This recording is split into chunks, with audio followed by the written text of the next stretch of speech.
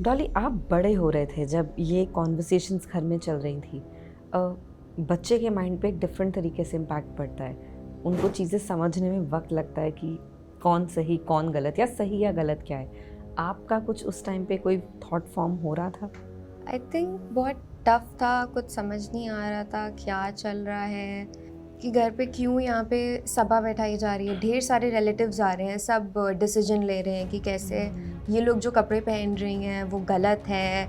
मुझे तो समझ ही नहीं आ रहा था। आई थिंक मैं तो बस रोने लगती थी कि क्या हो रहा है, कुछ समझ ही नहीं आता था। आप इतने छोटे हो, फिर ये तीनों चली गई तब भी नहीं समझ आ रहा है कि क्या हो रहा है। अचानक से ये इतना बड़ा ग्रेजुअल शिफ्ट की घर में 7 लोग से 3 लोग कम हो गए, तीनों बहनें चली गई क्योंकि आप स्कूल जा रहे हो। किसी के घर में ये सब नहीं हो रहा है, ये अनोखी चीज़ें सिर्फ मेरे घर में हो रही हैं। सो बहुत ही ज़्यादा वियर्ड था, कुछ समझ नहीं आ रहा था।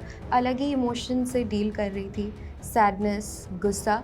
बट ठीक है, उसके बाद भी फिर नहीं समझ आ रहा था कि क्यों रिलेटिव्स आके घर में 11-11 बजे तक डिस्कशन कर रहे हैं कि कैसे मम्मी की गलती है ये सब। 11 बजे तक, लाइक मुझे तो भाई 10 बजे सोना है, मेरा 7 बजे स्कूल है। 12 बजे तक मेरे रिलेटिव्स घर में हैं, मेरे पापा के साथ डिस्कशन कर रहे हैं कि कैसे ये सब मम्मी की गलती है, कि कैसे मम्मी ने बढ़ावा दिया है इन लोगों को। गुस्सा आता था कि क्यों यहाँ पे बैठ के ये सब हो रहा है, क्यों मम्मी को ब्लेम किया जा रहा है, नहीं समझ आ रहा है। जाओ घर से, यहाँ से क्यों मेरे घर में बैठे हो भाई, मम्मी को ब्लेम कर रहे हो।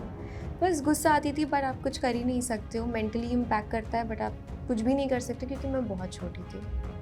असली आप घर से दूर थी, आप और फिरोसा उस टाइम पे सब घर से दूर थे, और यहाँ पे तब भी your mother had to go through a different battle.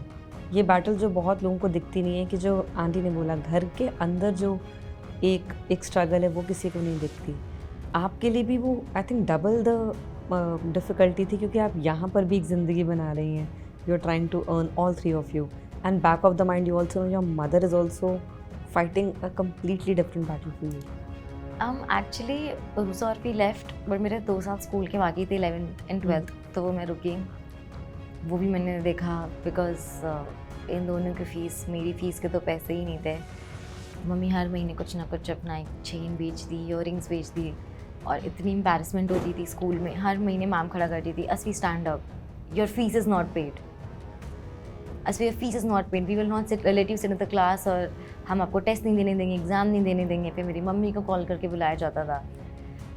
तो वो तब 2 साल मुझे लगता था मुझे घर से निकलना है, जैसे तैसे 12th हो, मैं जाऊंगी, मैं कोई भी जॉब कर लूँगी, बट अब बस ये नहीं कर सकती।